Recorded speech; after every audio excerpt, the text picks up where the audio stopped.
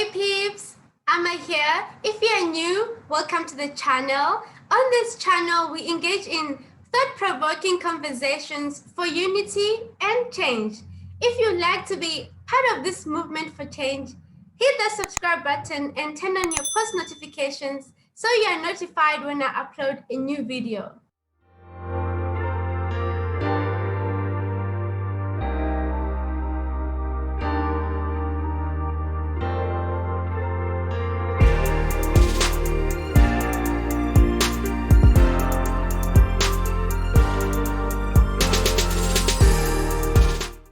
Today we are joined by Emile YX, who is an artist and a teacher.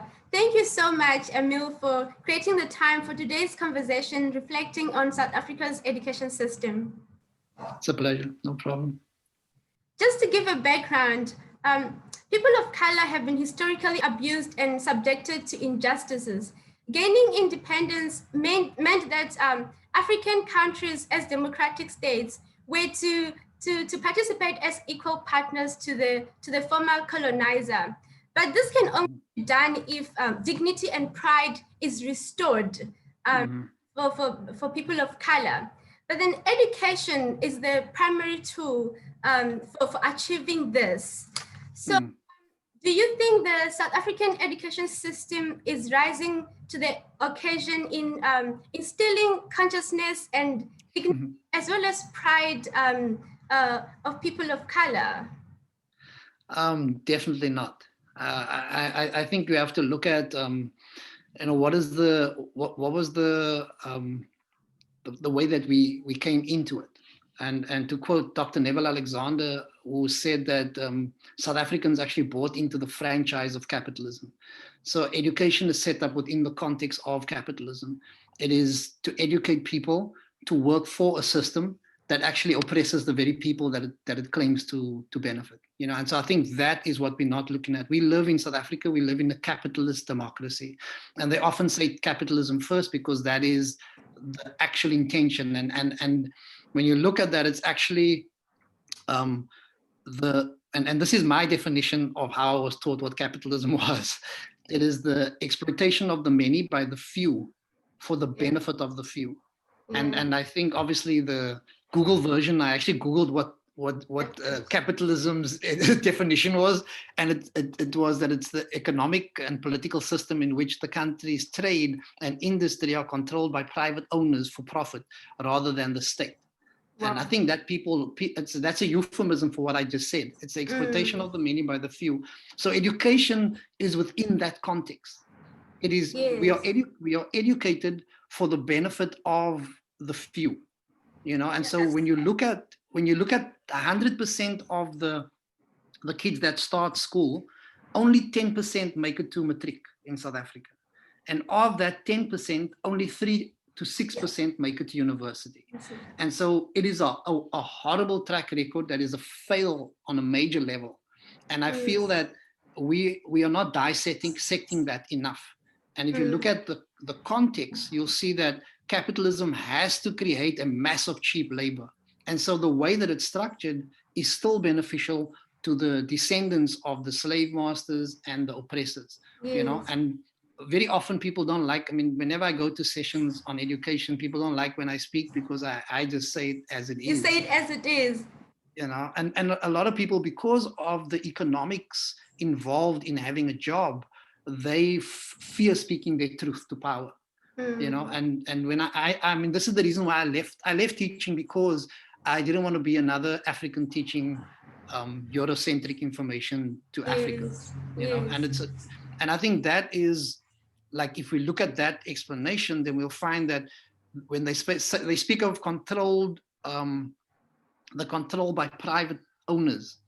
Now, the private owners of our land and our natural resources obtain the land and the natural resources via theft.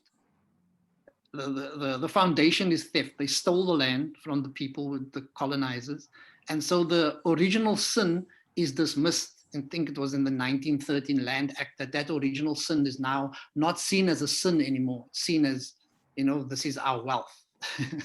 And so without examining that history, education will not really come to the power that it can have.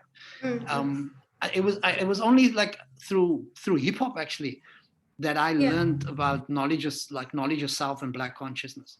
You know, it wasn't through the education system. You know, and I feel that like that is tragic, and that is so difficult to come to find this information about Africa's greatness within Africa.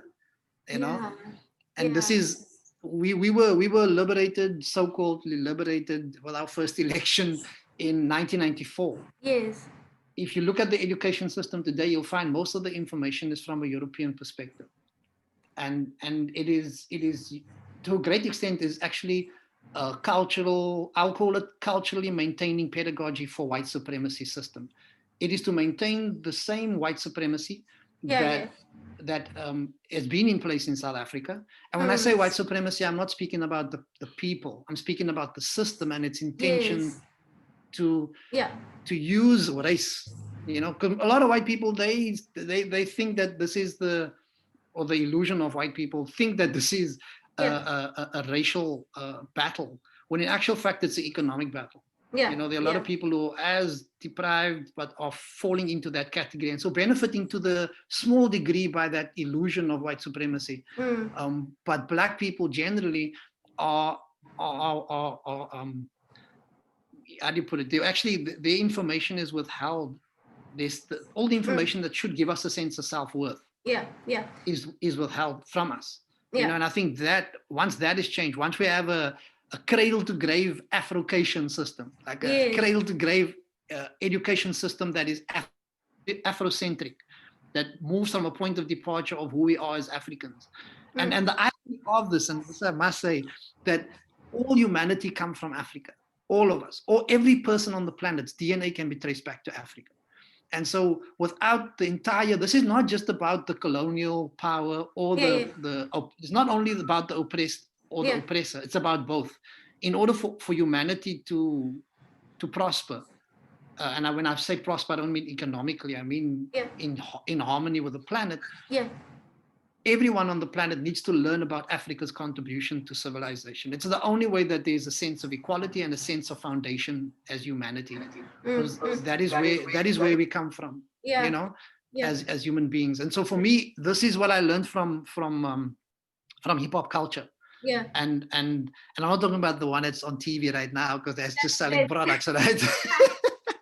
So which hip hop is this? Which one is this? Which one? This is the hip hop culture is all of the elements of the culture, which is the DJ, who plays the beats, makes the music, and that can be done with your mouth by making a beat as well. Then there's the MC, or the person that the spoken word artist, the one that tells the story. Then there's the dancer, the b-boy, and then there's the artist who writes on the rock, and then there's knowledge yourself. So those 5 elements are the core elements of hip hop. There are more, but those are the 5, for me, the 5 core elements. And so through learning about that, I learned to connect those elements. For example, the cyclic loop that a DJ used on a vinyl. I don't know if people still know what vinyls are. But there's a loop that runs. If a beat went, it would repeat, and so that same loop would be then sampled, so to be, and it's a cyclic sound, and that same cyclic sound can be compared to the Bushman, and that drove people into, not only when they're standing in a circle and clapping, drove people into trance. And if you look at the guy who gave the name B-boy or break boy, he said it looked like people went into trance. It looked like they broke from this reality, you know, and they also dance on this break, you know. And so this culture, all of its elements can be connected. If you think about aerosol art or so-called graffiti, you can think of the rock art of the Bushmen who painted the experience of the trance onto rock that still exists today. So you know, those are the essential elements of the culture. Then there's the circle, there's obviously the storyteller, the klicha or the healer who tell the story, and around the fire. And so the MC does exactly that. So all of hip hop's elements can actually be connected to the ancestors in Southern Africa. You know, I'm actually writing a book on that called Reconnect the String.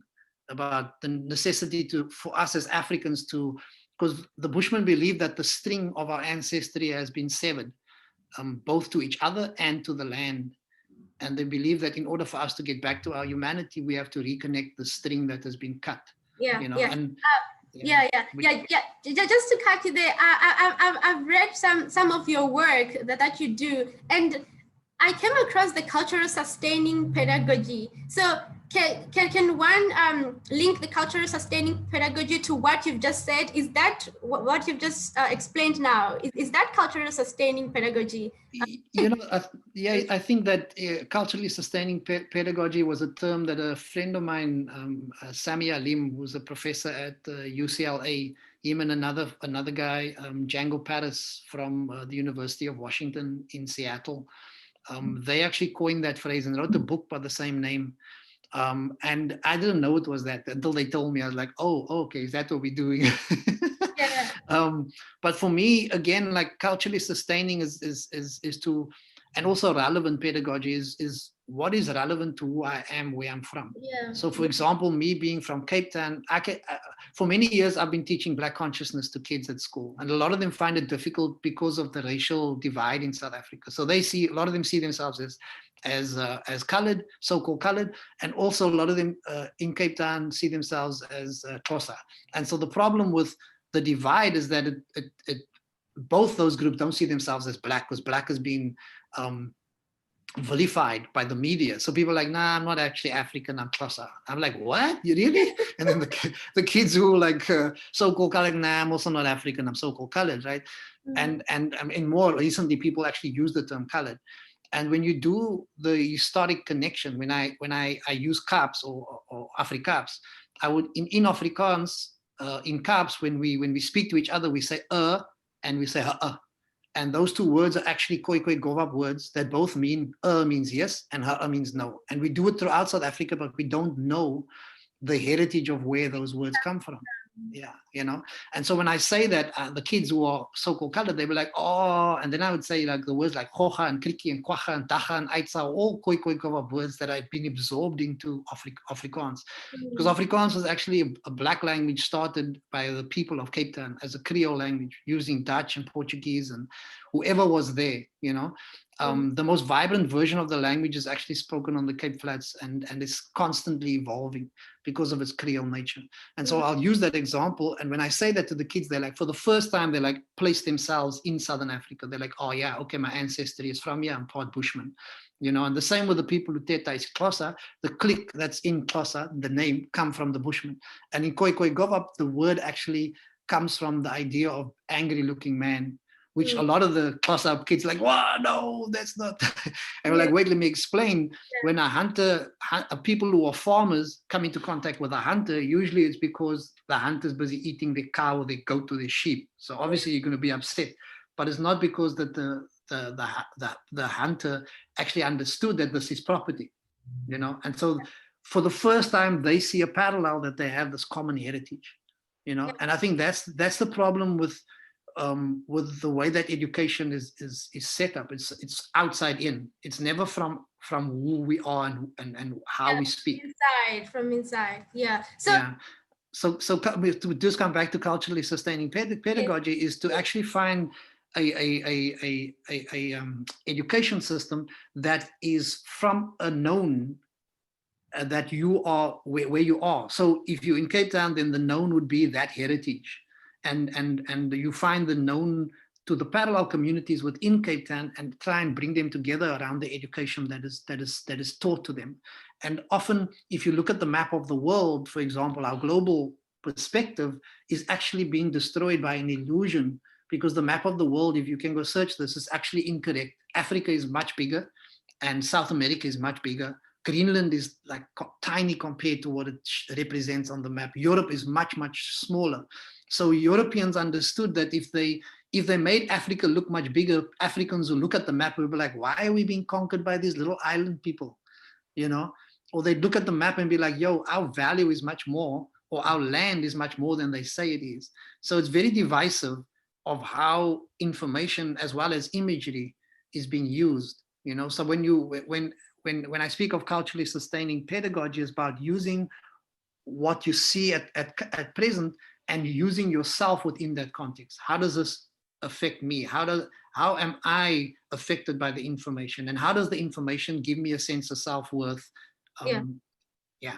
Yeah. So it's also about tapping from within, understanding you as a person, where you come from. So it's about merging that with the current context you are living in.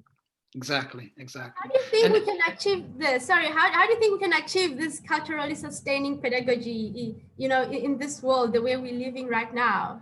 Yeah, I think there are healers and teachers within Africa that have held that information, that consciousness. One of them with stories would be Krida Mutwa, where and not only, but there are seers and there are healers that have all this culturally rich tradition that that can be passed on. So, for example, my kids, I tell them Bushman stories, First Nation Bushman stories, and for me that is critical to. From when they were born, I never sang European lullabies. I didn't sing Ashabai Baby. I didn't sing any of that crap. I was like, oh hell no, I'm not singing that to my child, right?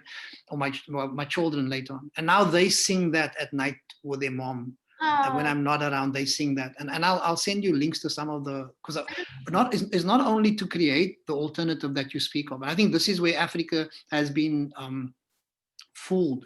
There are two people that I often quote. One is Steve Biko, who said the most powerful tool in the hands of the oppressor is the minds of the oppressed. Absolutely. And this is it's funny because it's both mine, like as in the mines, our wealth, the mining rights, as well as our minds, right? And right now with data capture, our minds are also being mined. Like they're stealing our sense of ideas, Yeah. And so it's important that we understand that what Steve Biko was saying and empower ourselves to create the books ourselves, at the same time to sing our lullabies to our children, to create. We have a huge amount of African traditional stories that can be told. I mean, the Bushmen are the oldest DNA on the planet, and they have stories that go back to the beginning of time. Yeah. And for me, that stories have been reworked a lot by a lot of different cultures, but they need to be shared with our children so that our foundation as Africans is much stronger than it is at present. Because at the moment, we don't think that we can create solutions. We come from a people who dreamt and believed that dreams had power. And when you think about dreaming essentially is how ideas come about. People often say, hey, don't daydream. I'm like, nah, let them daydream, let them imagine, let them be creative, let them come up with solutions. Because that's where Africa's solutions actually lie, is in our confidence. And this is what was taken away by the information or the education system, our confidence to believe that we can dream solutions into effect, you know? I think you've kind of touched, you kind of touched on this, but just to give maybe just a brief explanation of why is it very important? Why is it important to have this culturally sustaining pedagogy? You kind of touched on it, but just a brief explanation. I think let me give you an example of with Heal the Hood. Our first lesson is we ask the kids, where do you see me? And they were like, oh, you in front of me. I see in front of me. You say, no, think about it. And they're like, oh, in my mind, I see you in my mind, because the image is inverted in the retina onto the brain, and then the brain converts the image, and then you see everything you see is inside of you. The whole world, we are being sold that it's out there, when in actual fact it's inside of us. And so we get the kids to sit in silence and to be introspective, because we smell within us, we touch, we feel within us. We taste within us. All of our senses are actually gathered within our bodies, but we spend more time on worrying about how we look, what people think about us, what is being just said on the latest internet post about us. Everything's external, when in actual fact, everything we really experience is inside of us. So when we feel a sense of self-worth, then none of these things outside can affect us. And the only way to impact the mentality is to gather enough information about Africa that gives you a sense of self-worth, that gives you a sense of, this is the heritage I come from, and the heritage I come from, every human being on the planet comes from that heritage. And that Africa actually is the cradle of civilization. We say this very often, Yeah. but Africa, if you think about, think about it, the first people to wear clothing, Yeah. the first people to speak, the first people to navigate by the stars, the Okay. first people to use Yeah. herbs. So the first doctors were actually Africans who used herbs to heal, Yeah. you Yeah. know, and the actual herb, not like a synthetic Yeah. creation, not a Yeah. vaccine that maybe not going to work, you know. So it's very, very divisive how our doctors are called witch doctors, and their doctors are given the credit, even though their doctors get a lot of their information or their medicines from the First Nation people around the world, you know. So for me, once I share this with young people at the schools, like for example, I'll give you another example. In South Africa, we often say, yeah, Jan van Riebeeck arrived in the Cape in 1652, right? And I was taught this during apartheid, and that's why I know that date, right? But on the 1st of March, 1510, the Bushmen in Cape Town, the Khoikhoi, killed 65 Portuguese. The 1st of March, more than 100 years before Jan van Riebeeck, right? And so these people were living there. These people were experimenting with herbs to heal themselves. These people were creating clothing. These people were living in complete harmony with nature, right? They moved around. They didn't exploit the planet. Conservationists today are trying to do the same thing, and they call these people uncivilized, these Europeans that came to South Africa. So I think that once we challenge the narrative, the Eurocentric narrative, even the teachers at the schools where we teach the kids are sitting in the class and being like, yo, I need to learn this. I need to change how I feel about myself. And then secondly, once these kids speak in there, like a lot of kids who class, they speak a Spaza version of the language. They don't speak like what's considered pure isiXhosa. The same with the kids who speak Afrikaans in Cape Town. Everyone says that in 76, the uprising, they got rid of Afrikaans. But in Cape Town, people are still till this day being taught in Saver standard Afrikaans. And those kids don't speak that language. So they're being taught in a foreign language. You know, and a lot of them drop out and join gangs because they've been taught in a language that they don't speak any other time but in the classroom. You know, so it's once you look at where am I, how do people live, what is their heritage, how does it benefit them individually with this information that I'm teaching them, how does education or pedagogy benefit the culture that I'm in, and how does it sustain them and make them better human beings? Absolutely. Yeah. Wow. Wow. That's really thought-provoking. Just let's say I'm a parent or a guardian, or I'm really a person who looks after children, and I want to offer my children with a cultural sustaining pedagogy. Where do I start? I know you've got a bit on it, but just to have, yeah, where do I start? Yeah, I'd say that, you know, start by challenging yourself. You know, I mean, I work within the community with kids all the time, and when I had my kid in my arms the first time to sing my son to sleep, I was like, I'm not going to sing that song. So I should have been prepared already. But immediately I started singing choruses from songs that I've written, and while I was holding in my arms, that expanded to be like 1, 2, 3, 4, 5, and now like more than 10 songs that I've created for them. And I think that's what we need to realize, that we have the power, and we also have a heritage that have these lullabies in other languages, that could be used to increase the pool of local from birth, actually before birth, to tell these stories to our children and to empower ourselves with this information, this knowledge, and it's out there, it's available. These days you can search, you can go online, the Bushman stories of creation. I just created an animation of it recently. I'll actually send it to you so you can check it out. Yeah, But yeah, that would be nice. yeah, and it's important that we not only say as educators that there's a problem, but we also have the intention to change, to find a solution. And the solutions are not as complicated as we think. Sometimes people are always looking for, how can I get a deal to distribute the book? And they don't care. Like these companies are about making money, and if you want to really change your community, then money can't be the most important thing for you to bring about the change. Within the context of the question that you asked, I'd say that parents have more power than they realize. Your child it's your child. You could change your child's whole view of themselves by taking a little bit more time to find information that is relevant to your community, you know, Yes. and to use that example, and then to build on it. Like Yeah. I initially told the Bushman stories, and I was like, oh, now I need Mm. to find a book, and then I couldn't find any images, and and this is the thing, like they say that when you take one step towards your ancestry, your ancestors take two steps towards you.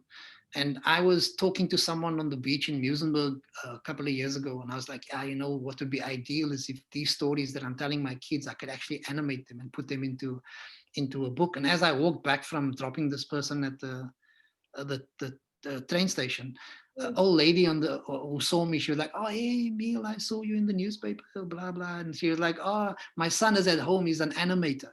Yeah. He Yeah. doesn't have work. And I was like, yo, I was just having this conversation, you know, and within no time, my son's name is Adnan.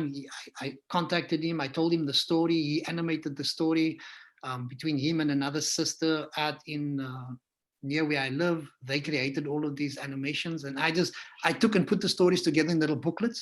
And Wow. so the booklets are out there available, and people have been sharing it in Wow. neighborhood and Okay, sharing the can we have a animation. link to it? Maybe I can put a link to Yeah, I'll definitely. the description of the video. Yeah, I'll organize so you can see all of that Great. information. That But I would be think great. that's the important thing, that these tools are only possible if we take the steps in their direction Yeah. to Yeah. actually manifest them, you know. Yeah. And Yeah. there will be initially there was that's always happens. Like I know some sisters from is Durban that have started like little black dolls that they've started creating Oh, because there's a shortage, right? yeah. And I Of think black. that, you know, Yes. that is what is initially it was difficult to to find one, but now because people know about them, and the more people start Yes. realizing that decolonization requires a whole holistic approach Yes. in every way, people will start translating books into various African languages. People will start Yes. getting dolls to actually have recordings within them where they speak the traditional language, and you know, so Mm. I Yeah. see I see a huge possibility. I mean, obviously there's the economic possibility, but there's also a like in Cape Town, at the moment there's a huge resurgence in like people wanting to learn Khoi Goba, wanting to learn Bushman language, Nama, because of the work put in by, you know, people who've been around for like years, just keeping at it, you know. And so Yeah. I feel like this is, if the parents start doing it, more and more parents start taking the Yes, initiative. then yes, it's so kind of like people are also a bit scared to start because they're thinking, how do we start? You know, so it's that Yeah, anxiety as well. But once you set an example, then it exactly.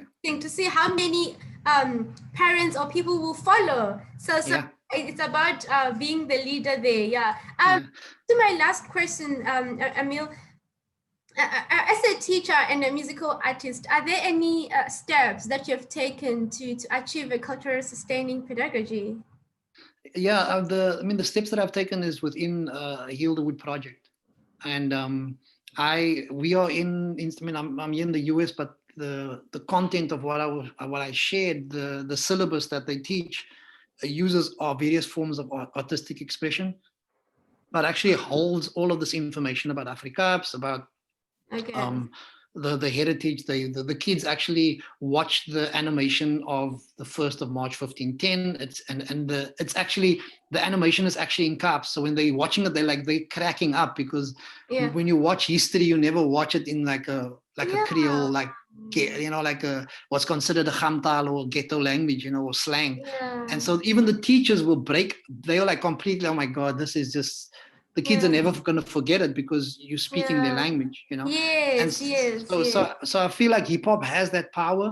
Mm. Unfortunately, hip hop is being sold as like this commercial way to success, which is a very, obviously capitalism has realized the power that hip hop has. And so young people who get involved in hip hop want to be famous, you know, and the more of us that that are showing that culturally sustaining pedagogy within hip hop culture is extremely powerful tool to be used in schools, the more people around the world are starting to pick up on this. Yeah. And the, you know, the main thing for me about that is that it's not that you use the hip hop education to get kids to fit into the system. Hip hop education is always about challenging the status quo, challenging the system, and creating an alternative. So our dream is to create a class at school. I mean, we had schools like once a week, which is way too little for a lot of kids. But we had 15 schools, and so we go to three schools a day, 3 different schools a day, and we have people teaching dance. But all of the elements that are being taught are within this context. They would learn a traditional, like Bushman traditional Namastab dance mixed with hip hop on a hip hop beat, and then they'd actually prepare a song that the kids would rap over, and the kids would rap this information, and then they do a presentation for video, or they do a play at the school, and the parents would then be educated at the same time. And that can be very motivating, right? That can be very motivating because you are not bored and you can relate, and it keeps you there, and you want to do. Exactly. And teachers have been realizing that a lot of these kids often are the ones who were never speaking in class before because they didn't feel confident enough, because they were forced to speak in a language they normally don't speak. Absolutely. And now that even the teachers are letting their guard down a little bit, and teachers are, because the irony about this is that a lot of the teachers speak this very same language at home, but the only time they speak Afrikaans, the Sewende Laan version of Afrikaans, is when they're in the classroom. So the standardized version only spoken in the classroom. And so the teachers have let their guard down and allowed these children to speak the way they do.